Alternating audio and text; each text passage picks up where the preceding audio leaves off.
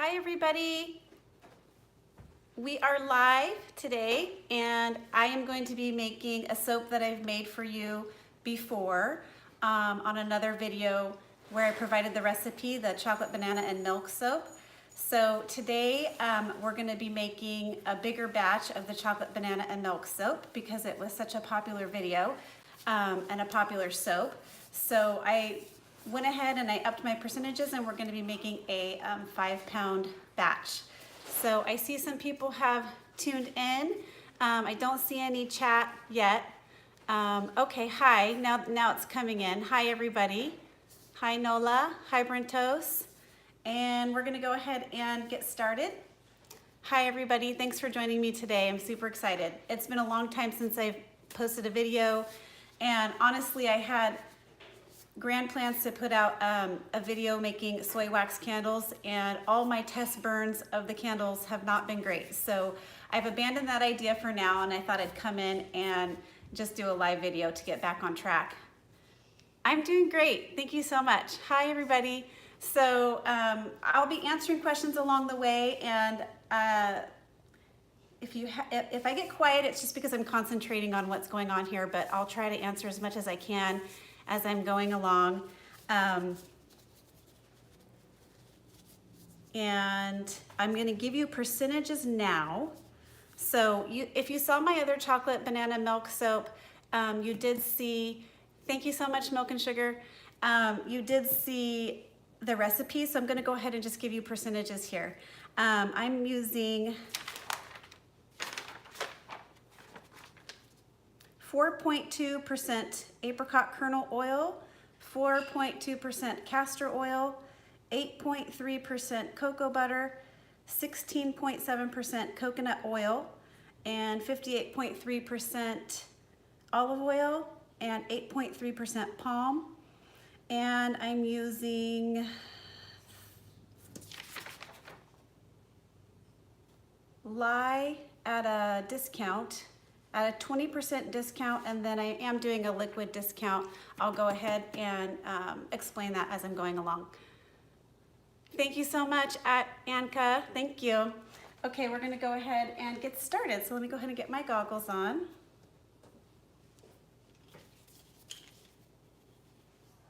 Oh, my goggles are quite dirty. 1 second here.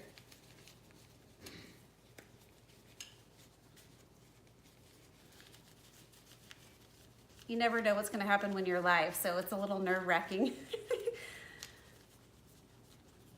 I'm not using any additives this time to make the soap harder, but you can use sodium lactate, which I do a lot. Okay, I'll go ahead and list ounces as I'm going along, Matilda. I know percentages can sometimes be confusing, but I like to give percentages because then that way you can size your batch however you want. But I am making a 5-pound loaf, and I will go ahead and give you percentages so you can write that down if you like as we're going. Okay, there we go. Now we're ready to go. So here I have my melted down oils right here. I'm gonna go ahead and bring you down here. I have my melted down oils here, my hard butters, and my hard oils.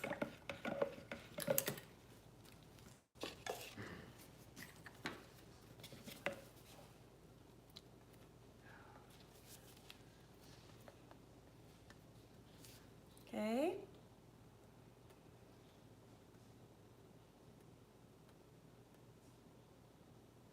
There we go.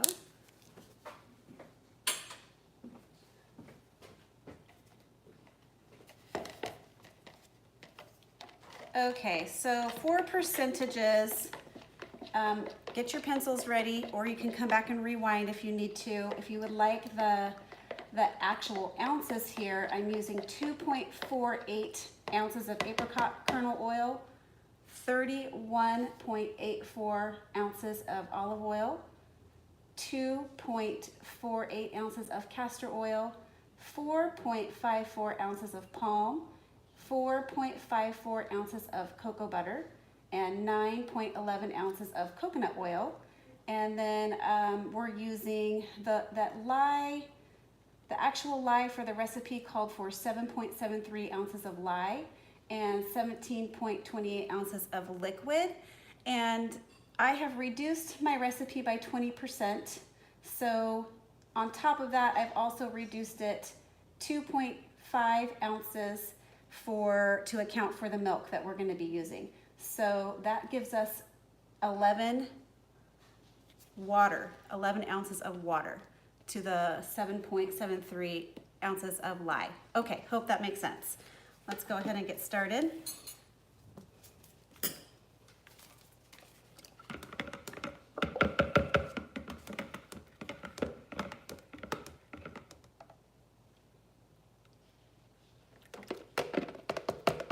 I am making soap at room temperature here, so there is a little bit of lye crystals on top here. You're welcome, Matilda. So I'm just gonna go ahead and get those in there and blend them right up.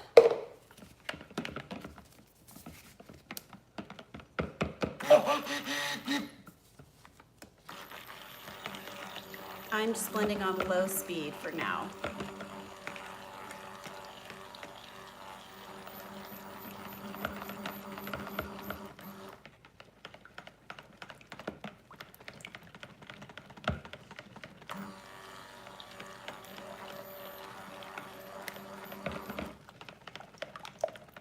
Okay, I just brought my soap up to emulsification and I'm gonna stop right here so I can get my additives ready.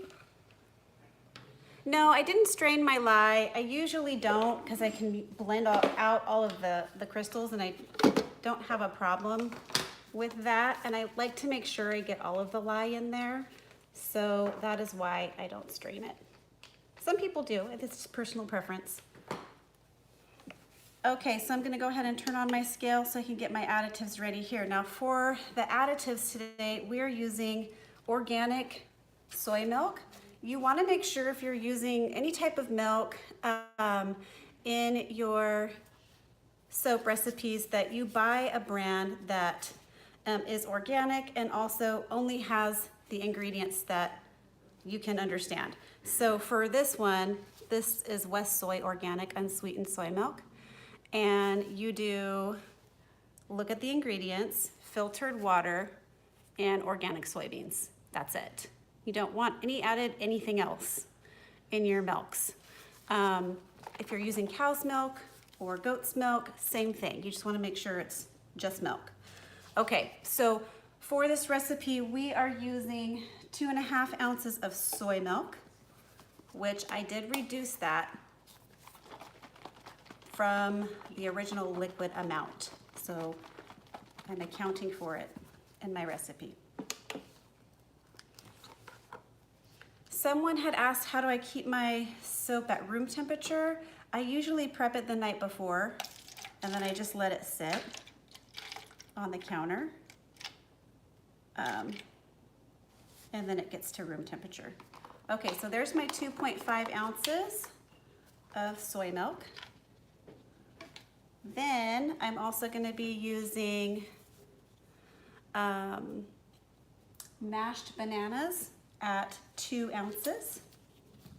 So I'm going to go ahead and get that prepared.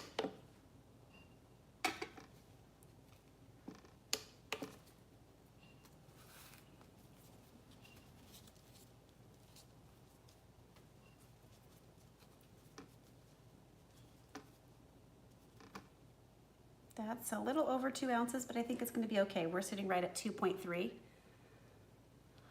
Glycerin rivers, yes, that's something that used to happen to me a lot too. The way to avoid that is not to use excess liquid in your soap. So if you're using a water discount, that really helps to not get glycerin rivers. Also, some titanium dioxides from some companies I find are worse at getting glycerin rivers. I really like the titanium dioxide from Nurture Soap Company. I don't usually have a problem with them, with that brand of titanium dioxide. It works very well. And also, if you're dispersing your titanium dioxide in water and you use too much water, you can get glycerin rivers. So those are some of the things I do to avoid it, and I don't typically get it anymore. Sometimes if my soap gets really hot, but again, I usually always soap at room temperature, so not so much of an issue anymore. But if you do get it, I mean, sometimes they can look kind of cool. You just have to go with it, I guess, if you do get them in your soap. Okay, so there's my mashed bananas and my soy milk. Let me put them off to the side. There we go.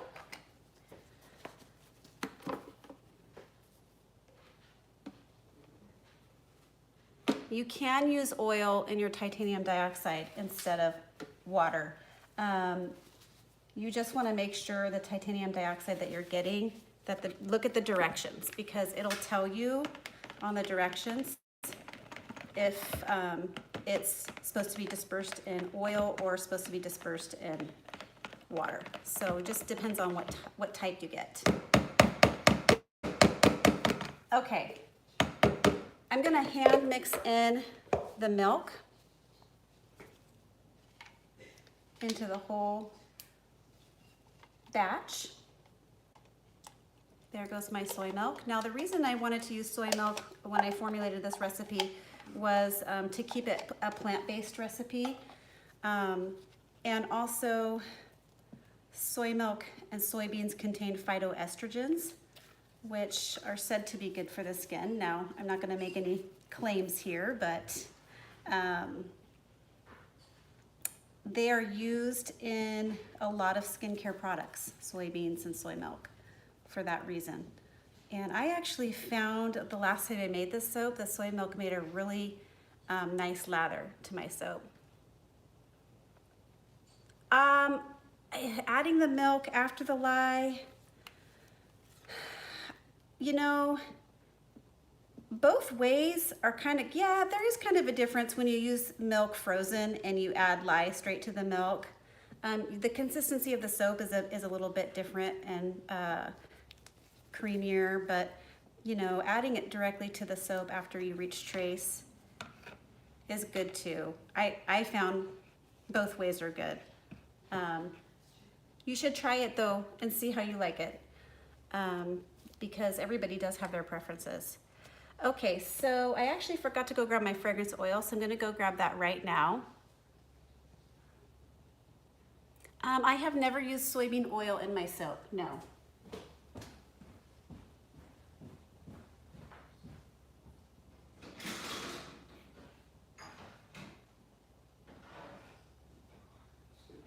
Okay, sorry about that, you guys. We are using Sun-Kissed Cocoa by Nurture Soap today for the fragrance, Sun-Kissed Cocoa. All right, so there is my soap, and now I need to go ahead and divide it into 2 parts. Okay, why don't we just go ahead and weigh it? We know it's a 5-pound batch, so why don't we just go ahead and weigh out the 2.5 just to make sure we're getting the right amount.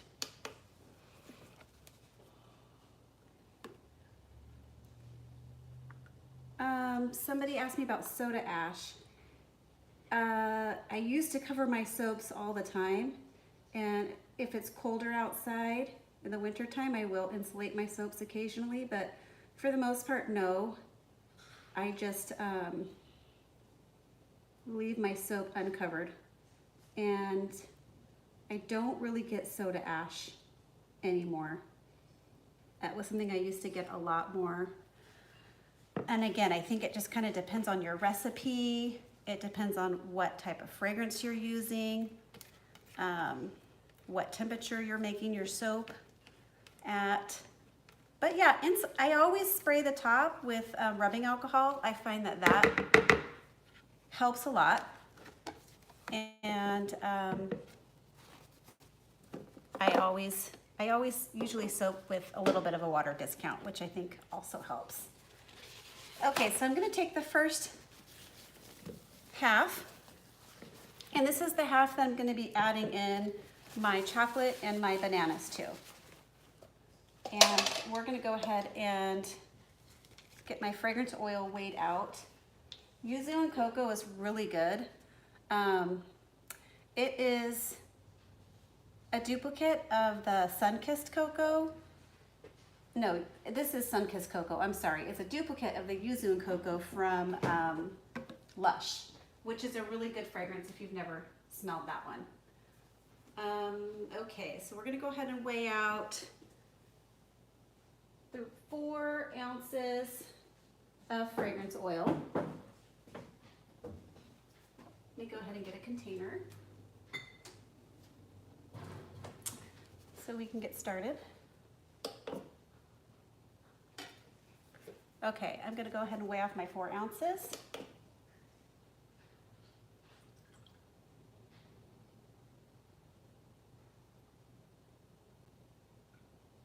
There we go. Anyway, the Sunkissed cocoa smells so good. It smells kind of chocolatey, even though there's not like a chocolate fragrance in it. It smells kind of chocolatey to me, which is the reason why I picked it for this soap, because we're going to be using some Hershey's cocoa powder, which is just the 100% chocolate.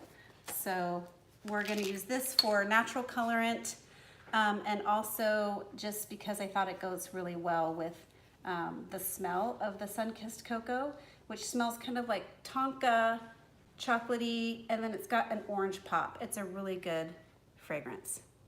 I do some soap piping sometimes, but I don't really, I have done high top soaps before, but I'm using 1 teaspoon here in this half to start. Maybe we'll do 1.5 teaspoons to start. I do soap piping sometimes, but I experimented with high top soaps several years ago, but I don't really make them anymore, no. They are fun to make though. Okay, I'm gonna go ahead and give that a hand stir first. One thing to note about, thank you, Dorothy. One thing to note about the cocoa powder is if you use too much of it, it will run when the water hits it in the shower. So you do need to be careful and not use too much. Okay, I'm gonna divide half of my fragrance oil into here.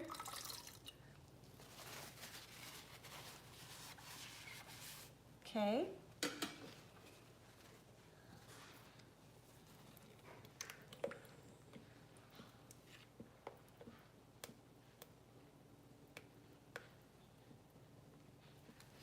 And then I'm gonna hit this with my stick blender, just make sure everything is incorporated.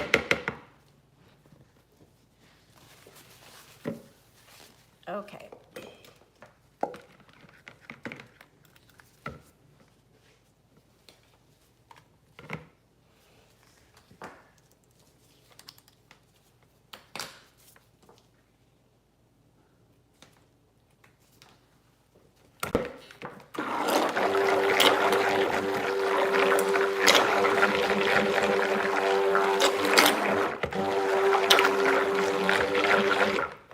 Okay, I'm going to be going up to high speed here.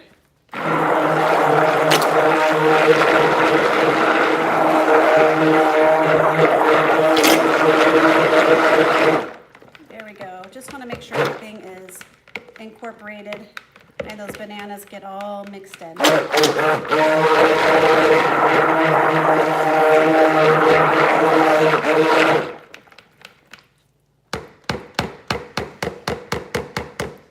Someone just asked me about soap ricing. Yes, I have experienced that before. Sometimes it's so severe you cannot fix it. Sometimes it's a light amount of ricing and you can blend it out. So yeah, that's a frustrating problem. And again, that's usually a fragrance oil issue. Okay, so I'm using my 5-pound mold from Brambleberry, wooden mold with the silicone liner. So I'm going to pour the first half of my soap in here.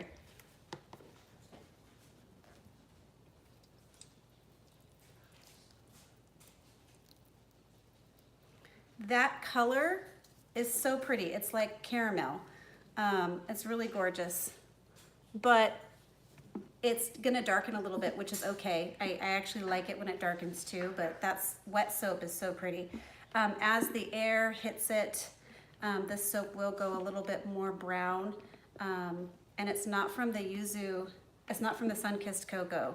That's just from the bananas. So, and also I think just the soap curing, the cocoa powder gets a little darker. So, cocoa powder has some great properties for the skin as well. It's got a lot of antioxidants in it, you know, if you're using it plain without the sugar. And mixed with the bananas, I just think it's a really nice combination. Okay, so there's the bottom half. Thank you, Leanne. Thank you so much for tuning in and watching. Okay, just gonna clean up my workspace here. Now we need this to set up. So I'm gonna bang this down. We need this to set up a little bit. I can answer some questions while this is setting up. I totally understand if you can't wait for me to do the second part of the soap. It does take kind of a long time to make this soap. So I understand if you need to tune out. But thank you for everybody who's here. How often do I go live? Thank you, Samar. I try to go live just whenever the mood hits me. It's not something I ever really plan on doing. Today I decided to go live because I've already made this soap before. I've already posted this soap before when I made that little 2-pound batch, and I thought I'll go live since I didn't want to repeat the same soap that I made. So I thought I would just go live instead of doing a full edited video. So I just go live like when the mood hits me, and I haven't put anything out in a long time. So I felt like I wanted to get out there and connect with you all today. Thank you so much. Thank you, Judy. So, yeah, somebody just asked me a question, but I missed it. It was, I don't know. I can't see it anymore. I'm sorry. So we're waiting for this to go a little bit thick so that we can texture the soap. And I'm actually going to go ahead and put this aside and add the fragrance to the other half of the soap. And also add my titanium dioxide while we're waiting, because this fragrance does not accelerate trace at all. So we're going to go ahead and add those two things in. Now my titanium dioxide is dispersed with water, but you can see it's just a little bit.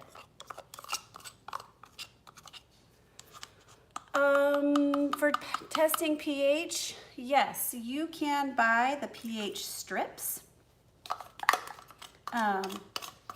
and use those.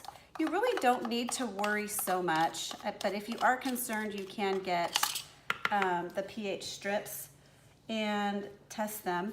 You can also use your tongue, actually, and put your tongue on a piece of soap scrap. And if it tingles on your tongue, then the pH is too high. That would be, of course, you would want to test that after the soap cures for 24 hours to 48 hours before you tried that. But that's another tried and true way to test the pH. If your recipe is accurate and your soap has set up, after 24 hours, your pH should be fine. It is a little nerve-wracking at first. Like I remember going through that and wondering, oh my gosh, I just used lye. Like, is that going to be okay? And is the pH, how do I know if the pH is okay and all that? Like I totally remember that feeling. But as you get used to it, you won't worry so much about it anymore. Okay, let's go ahead and give this a little blend on low.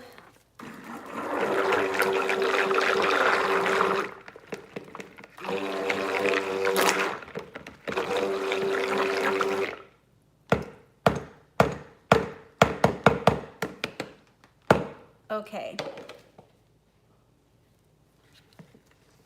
Okay, this soap looks ready to go ahead and put some texture on the top. So we're gonna get that little teaspoon, stainless steel teaspoon. I'm gonna bring you a little closer so you can see what's going on. Okay, sorry, there we go. Okay, so I'm just putting some little waves in this soap with my spoon. I may need to wait a little bit longer or come back through and make deeper divots here. There we go.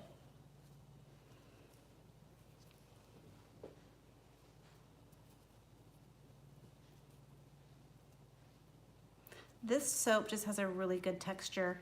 I remember thinking that the first time I made it too.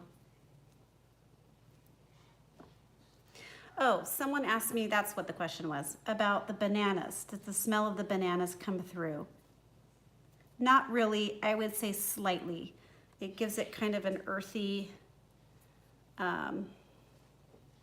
sweeter smell, but it's not like a strong odor of banana at all. Like, in fact, in smelling it, I wouldn't identify it. If I didn't know there were bananas in it, I probably wouldn't know to identify the banana smell.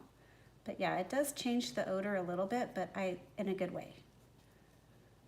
Okay. So there's the texture.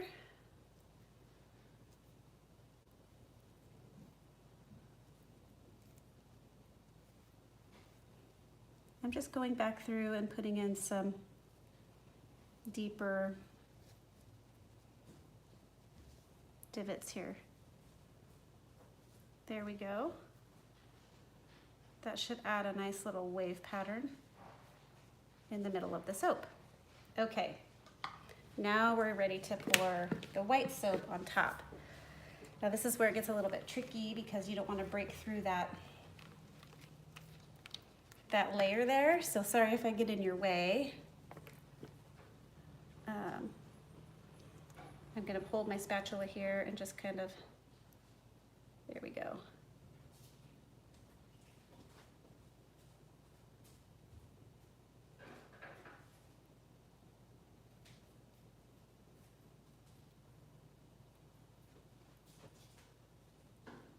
Okay. I just think that's a really beautiful creamy white color. And that'll get a little bit more white too over the next day or so.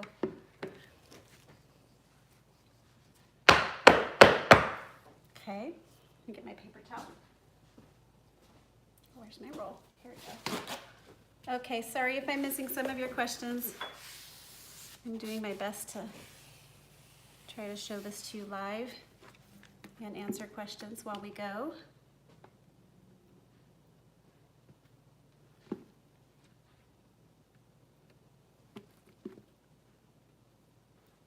Okay.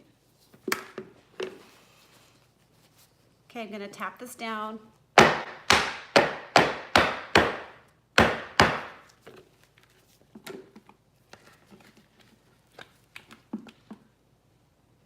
Okay. Okay, I'm gonna let this sit for just a minute because I'm gonna come back and do a figure 8 on the top. And probably do some coffee grounds over the top. There we go. So that's all the soap. It smells really beautiful in here.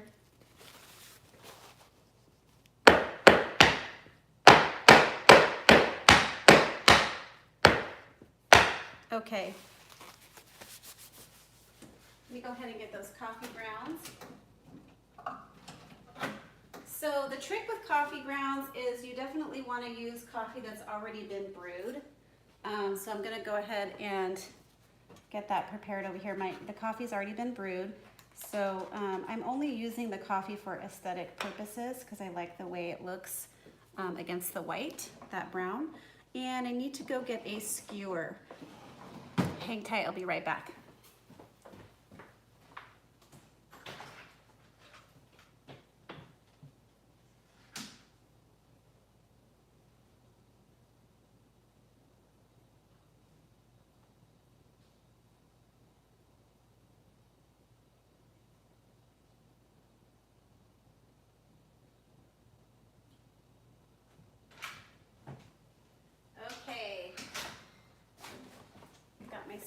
gonna go ahead and do a figure 8 pattern across the top, and then I'm gonna get my coffee grounds sprinkled across. Okay.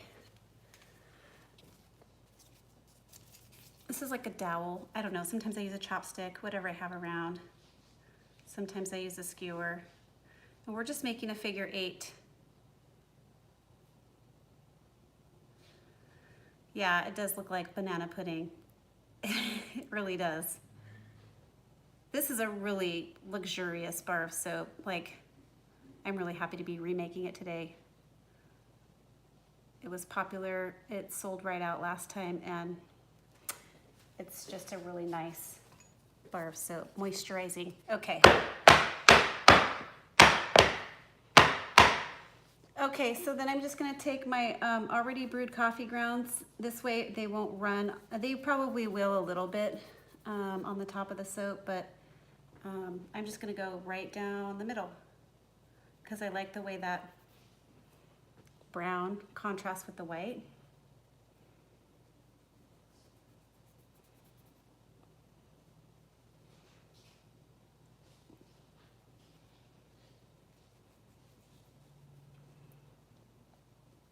And these smells all really go great together. The coffee and the sun-kissed cocoa. Okay.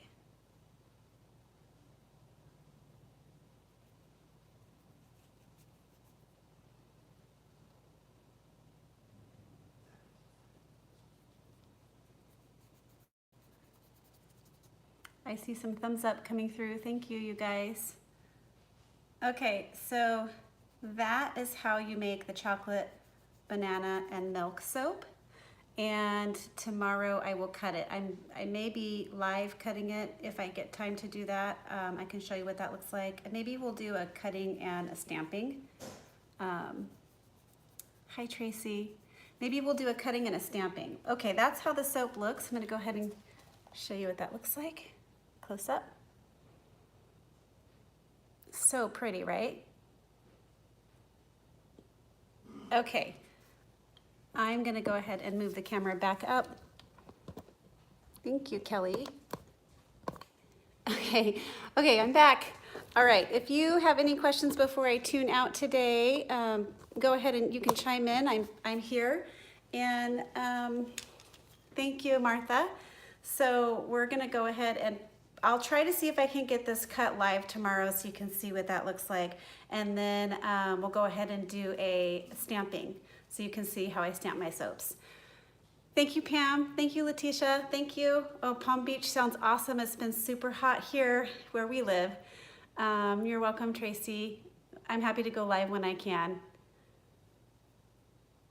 You can let the coffee grounds dry out. These happen to still be wet just because they were already brewed this morning, so they were still wet, but it doesn't really matter if you can let them dry out. One thing to note though, if you do spritz the top of this with rubbing alcohol, those coffee grounds will run onto the top of the soap. So if you don't mind the way that looks, it's okay, but I'm not gonna spray it because it's already white. If I get a little soda ash, it's not gonna be a big deal. So yeah. Thank you so much, everybody. Instant coffee, probably. You could use instant coffee, but I would probably be a little bit wary of maybe some of the chemicals that are found in instant coffee. So you probably want to just take a look at your coffee and see what's in it, since it's going on the skin.